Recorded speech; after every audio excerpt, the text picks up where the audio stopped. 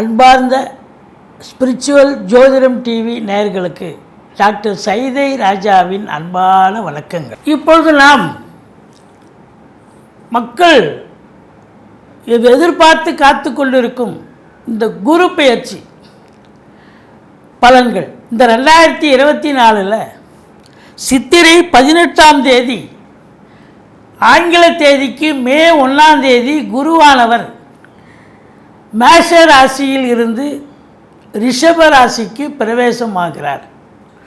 இப்போது இதுவரையிலும் மேஷத்தில் இருந்து அவர் தந்த பலன்கள், இப்போது ரிஷபம் அவர் பலனை தரப்போகிறார். 12 ராசிகளுக்கும் அவர் எப்பேற்பட்ட பலன்களை வழங்கப் போகிறார் என்பதை நாம் விரிவாக பார்க்க போகிறோம். குரு பொறுத்தவரையிலையும் குரு பயிற்சின்னு சொன்னாலே மக்களுக்கு ரொம்ப ஒரு சந்தோஷங்க. ஜோசியர்களை அங்கே ஒரு கோயில்லையோ இல்லை பொது இடங்கள்லையோ பார்க்கும்போது கூட, ஐயா குரு பயிற்சி எனக்கு எப்படியா இருக்கும் அப்படின்னு ரொம்ப சந்தோஷமாக கேட்குறாங்க. ஏன்னா சனி பயிற்சினா ரொம்ப பயப்படுறாங்க. இந்த குரு பயிற்சி அப்படின்னா நிச்சயமாக நல்லது நடக்கும் அப்படிங்கிற ஒரு கான்செப்டும் இருக்குது. ரெண்டாவது, கெடுதல் பண்ண மாட்டார் அப்படிங்கிற ஒரு நிலை. அப்போ என் ராசிக்கு என்ன செய்யுங்க அப்படின்னு ரொம்ப சந்தோஷமாக கேட்குறத நம்ம நிறைய இடங்களில் பார்க்க முடியுது. குருவுக்கு பல பேர்கள் இருக்குங்க. குருவுக்கு அந்தணன், பொன்னவன், இப்படி அதாவது குரு தேவகுரு அசுரகுருன்னு 2 இதுவாக இருக்குது. இதில் தேவகுரு தான் குருவானவர், அசுரகுரு என்பது சுக்கிர பகவான். இதில் ஏன் நம்ம அசுரகுருவை நம்ம சொல்கிறோம் அப்படின்னா, இப்போது இந்த அசுரகுருனுடைய வீட்டில் தான் சஞ்சாரம் செய்ய போகிறார். இந்த ஓராண்டு பலனை தரப்போகிறார் தேவகுருவானவர். அப்போ சுக்கிரனுடைய வீட்டில் குரு உட்காந்து சஞ்சாரம் செஞ்சு பார்வை பலனும் எப்படி இருக்க போகுது அப்படின்னு பார்த்தீங்கன்னா, குறிப்பாக இந்த கலைஞர்கள், சுக்கிரனுடைய ஆதிக்கம் நிறைந்த அன்பர்களுக்கெல்லாம் ஒரு பொற்காலமாக விளங்கும் என்று சொல்லலாம். ரொம்ப சிறப்பாக இருக்கும். குரு பொறுத்தவரையிலையும் இந்த ஒருவருடைய நம்ம ஜாதகத்தில் குரு இல்லாமல் போயிருந்தால், குரு இருக்கும்போதே ஒரு சிலர் நம்ம ஒரு சில காலகட்டங்களில் ரொம்ப அவஸ்தைப்படுறோம். குரு இல்லைன்னு சொன்னால் அவ்வளோதாங்க. குரு இருக்கிற இடத்தையும் நல்லது செய்கிறார், பார்க்குற இடத்தையும் 5, 7, 9 அவருடைய பார்வை பார்க்குற இடத்தையும் நல்லது செய்கிறார். குரு பார்க்க கோடி நன்மைன்னு நம்ம சொல்லி கேள்விப்பட்டிருக்கோம். அதுபோல் இந்த குரு பகவான் கோச்சார ரீதியாக ஒரு ராசிக்கு வரும்பொழுது நல்லதை செய்வார். எந்தெந்த இடங்களுக்கு வரும்பொழுது நல்லதை செய்வார்? ஒரு ராசிக்கு 2ஆம் இடம், 5ஆம் இடம், 7ஆம் இடம், 9ஆம் இடம், 11ஆம் இடம் ஆகிய இடங்களுக்கு குரு பகவான் கோச்சார ரீதியாக சஞ்சாரம், இந்த ஓராண்டு காலம் சஞ்சாரம் செய்யும் பொழுது நல்லதே செய்வார்னு ஜோதிட கிரந்தம் சொல்கிறது. ஸ்தான பலம், இது என்னென்னா ஸ்தான பலம் சிறப்பாக அமைந்து இருக்கிற இடத்தையும் நல்லது பண்ணுவார். அப்போ மற்ற இடத்துல அவர் ஸ்தான பலம் இல்லை. அப்போது பார்வை பலம் மட்டுமே அங்கே சிறப்பாக சோபிக்கும் அப்படின்னு சொல்லலாம். இதில் பார்த்தீங்கன்னு சொன்னால், குருவை வச்சு பார்க்கும் பொழுது இந்த ரிஷப லக்னத்துக்கு, ரிஷபம் மற்றும் துலா லக்னத்துக்கு குரு நல்லவர் அல்ல என்று சொன்னாலும் கூட பார்க்கும் இடங்கள் நல்லது செய்யக்கூடிய ஒரு அமைப்பு. ஆதிபத்தியம் தாங்க முக்கியம். குரு எந்தெந்த வீட்டுக்கு ஆதிபத்தியமாக இருக்கிறார், இந்த ராசிக்கு அவர் எங்கே உட்கார்ந்துட்டுருக்கார், நல்லது செய்வாரா? ஆனால் குரு அதாவது கெட்டவன், அதாவது குரு பார்த்திலையா கெட்டாலும் மேன்மக்கள் மேன்மக்களேன்ற மாதிரி குரு நல்லது செஞ்சாலும் நிறைய செய்வார ஒழிய கெடுதல்ங்கிறது அந்தளவுக்கு நிச்சயமாக இருக்காது அப்படின்னு நம்பலாம். உங்களை பொறுத்தவரையும் இந்த ஓராண்டு எப்பேற்பட்ட பலன்களை வழங்கப் போகிறது, எந்தெந்த ராசிகளுக்கு பல அற்புதங்களை தரப்போகிறது, எந்தெந்த ராசிகளுக்கு சுமாராக இருக்கும், எந்தெந்த ராசிகளுக்கு கொஞ்சம் பிலோ எப்படி இருக்கும் கொஞ்சம் அப்படிங்கிற ஒரு நிலையை நம்ம சொல்ல போகிறோம். அதே நேரத்தில் ஒரு குரு பகவானை வச்சு மட்டும் பலனை சொல்லிட முடியாதுங்க. இந்த குரு பெயர்ச்சி காலங்களில் மற்ற கிரகங்களுடைய சஞ்சார நிலையும் சிறப்பாக இருக்கும்பொழுது தான் இது தூக்கிவிடும். கோச்சாரம் என்பது ஒரு 30% தான். இப்போ உதாரணத்துக்கு ஒருத்தருக்கு ஓஹோன்னு இப்போ மேஷ ராசிக்கு பார்த்திங்கன்னா கிரகங்கள் சனி பகவான் 11ஆம் இடம், ராகுவும் நல்ல இடத்துல இருக்கார், குருவும் 2ஆம் இடத்துல இருக்கார், ஓஹோன்னு இருக்கும், அள்ளி குவிக்கும், கோடீஸ்வர யோகம் குபேர யோகம்னு நம்ம சொல்கிறோன்னு சொன்னால் கடைசியில் அங்கே ஒன்றுமே இல்லைங்க, நீங்கள் இப்படி சொல்கிறீங்களேன்னு நீங்கள் கேட்கலாம். இது 30% தான். 70% உங்களுடைய ஜனனகால ஜாதகத்தினுடைய தசாபுத்தி அடிப்படையில் இயங்கும். இந்த 30% தான் கோல்சாரம். இன்றைக்கி இருக்கிற கிரகங்களுடைய நிலைகளை பற்றி நம்ம சொல்கிறது 30% மட்டுமே. அப்போது இந்த குரு பகவான் என்னென்ன பலன்களை வாரி வழங்கப் போகிறார், எந்தெந்த ராசிகளுக்குன்னு பார்க்கலாமா? வாங்க. மிதுன ராசி காலபுருஷனுக்கு 3வது ராசி. இப்போது மிதுன ராசியினுடைய பலன்களை பார்க்கலாம். புத பகவான் ஆட்சி பெறும் வீடு. இதை பொறுத்தவரையிலையும் என்னென்ன நட்சத்திரங்கள் இயங்கி கொண்டிருக்கு அப்படின்னா, மிருகசீரிஷம் 3-4 பாதங்கள், திருவாதிரை புனர்பூசம் 1, 2, 3 பாதங்கள் உள்ளடக்கியது. இந்த மிதுன ராசி அன்பர்கள்லாம் பார்த்திங்கன்னா ரொம்ப கேப்பபிள். ஏன்னா கேப்பபிள்னே சொல்லலாம். ஏன் கேப்பபிள்னு சொல்கிறேன்னா, அதி புத்திசாலி. ஏன்னா யார்கிட்ட எப்படி பேசணும், எப்படி பழகணும், அந்த நெளிவு சுழிவு தெரிந்த ஒரு காரியவாதிகள். கழுவுற மீனில் நழுவுற மீன்லேயும் சொல்லலாம். அந்த அளவுக்கு கெட்டிக்காரங்க. இவங்களுக்கு இந்த குரு சாதகமான ஒரு பலனை தரப்போகிறதா, இல்லை பாதகத்தை தரப்போகிறதா, இல்லை நியூட்ரலாக இருக்க போகுதா அப்படின்னு பார்த்தீங்கன்னா, இந்த குரு பெயர்ச்சி, குரு 12க்கு வரார். 11ஆம் இடத்துலேருந்து வந்த குரு இப்போ 12க்கு வரார். 11ங்கிறது ஒரு சாதகமான இடம். இது வரைக்கும் இந்த மிதுன ராசிக்கு ரொம்ப சாதகமாக இருந்தது. என்னங்க சாதகமே ஒன்றும் நடக்கலை, நீங்கள் சாதகமாக இருந்தது. மற்ற கிரகங்கள் பாதகத்தை பண்ணியிருக்கோம். உங்கள் தசாபுத்தி இதுவே நம்ம 30% தான் நம்ம சொல்கிறோம் இல்லையா? கோச்சாரம் என்பது 30% பலன். அப்போது இது வரைக்கும் ஒரு சாதகமான ஒரு நிலையில் 11ஆம் இடம் அற்புதமான இடத்துல இருந்து இப்போ 12ஆம் இடத்துக்கு வந்துட்டார்.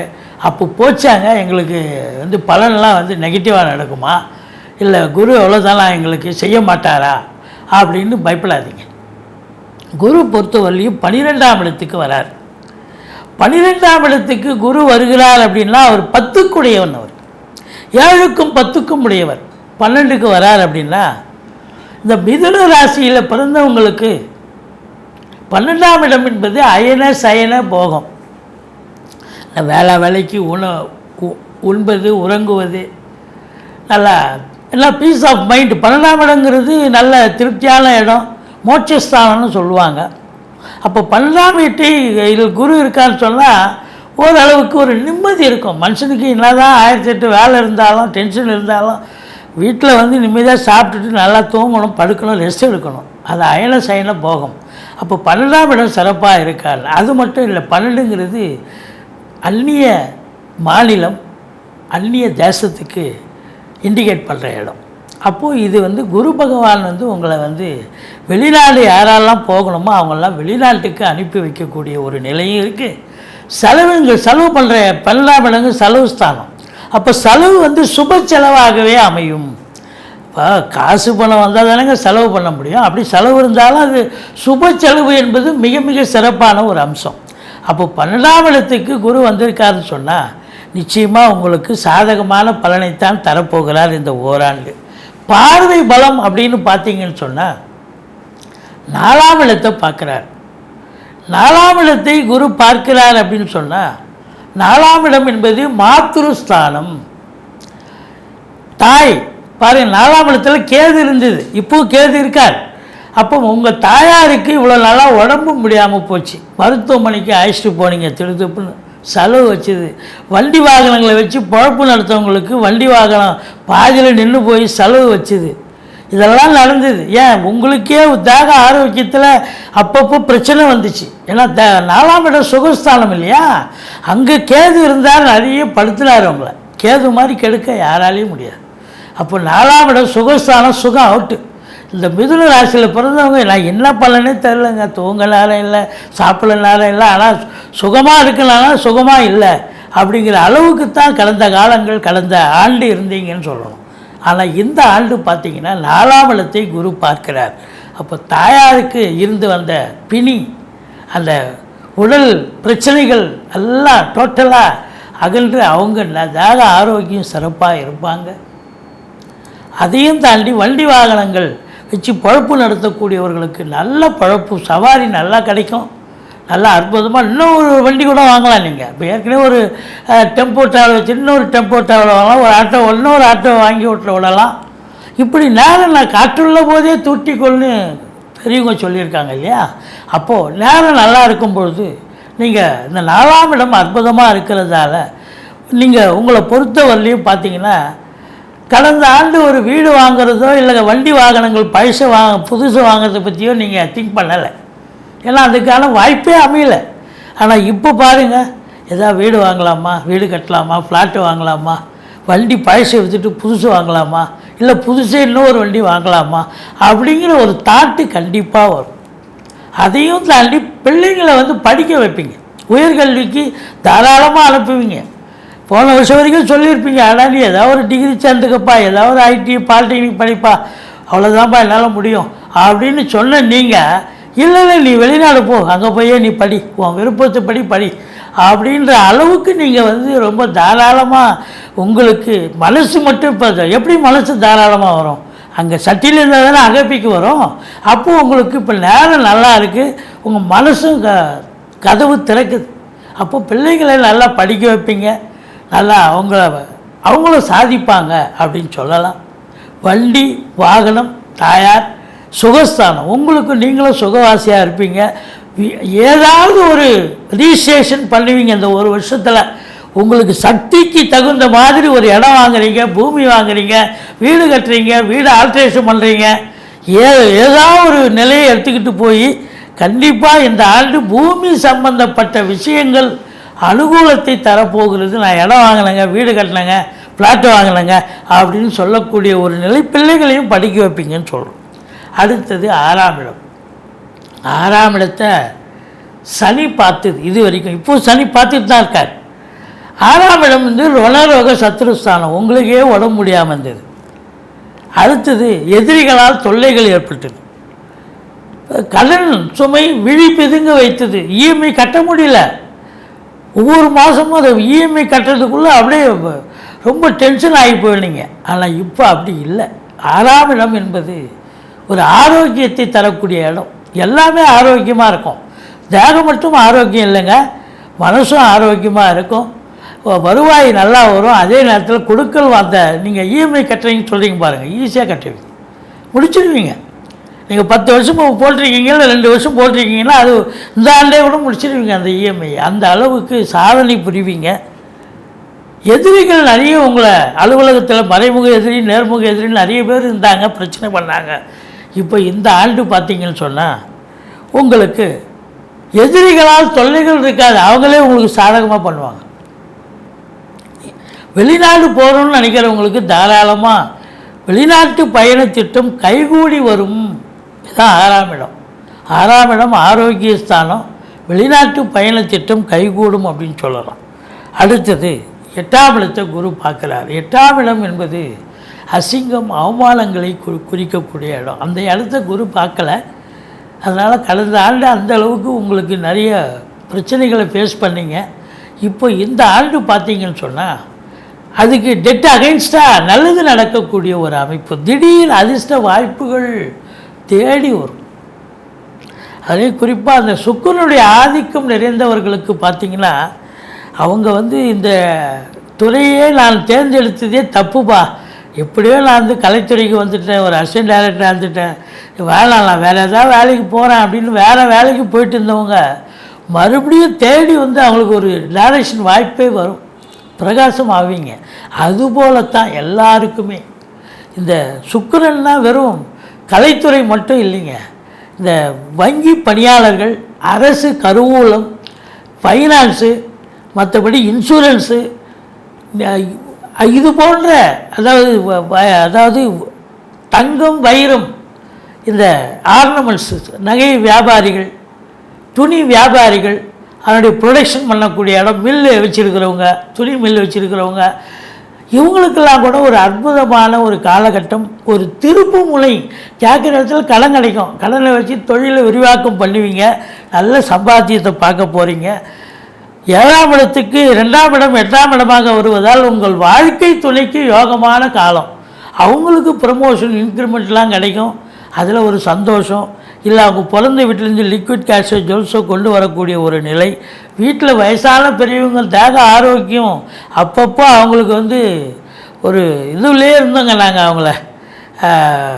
இப்போ பார்த்திங்கன்னா ஆஸ்பத்திரி விட்டு டிஸ்சார்ஜ் ஆகி வீட்டில் நல்லா இருக்கார் அப்படின்னு சொல்கிற அளவுக்கு இந்த 8ஆம் இடம் சிறப்பாக உங்களுக்கு ஒரு அதிர்ஷ்டத்தை தேடி வரும்.